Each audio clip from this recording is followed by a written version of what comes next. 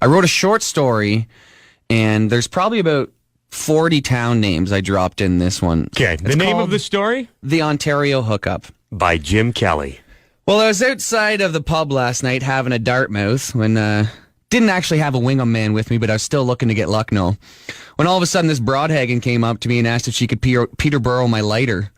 She was dressed in an Orangeville tank top and moose and knee-high boots, and she was looking to party. She pulled out a bag of a Toba Coke, and we snuck into the bathroom and got a little Delhi.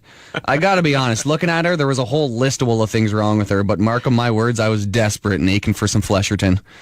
We drank some Bancroft beers and had a chat about our lives, and when the bill came, I pulled out a wad of cash, and she looked at the money and said, "God, you're rich."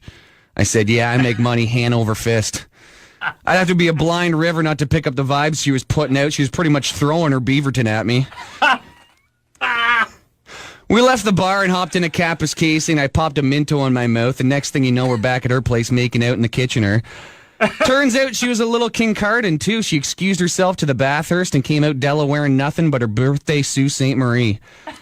You know, her Tecumsehs were kind of Wasaga, but I didn't mind.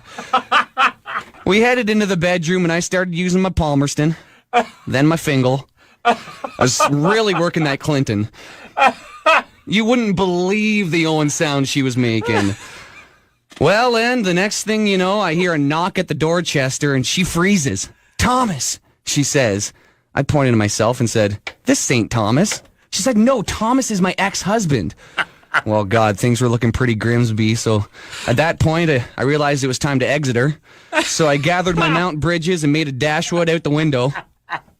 Moral of the story, Taz, be careful with strangers, because after that day, I was feeling pretty Ilderton, and when I peed, it shall burn for weeks.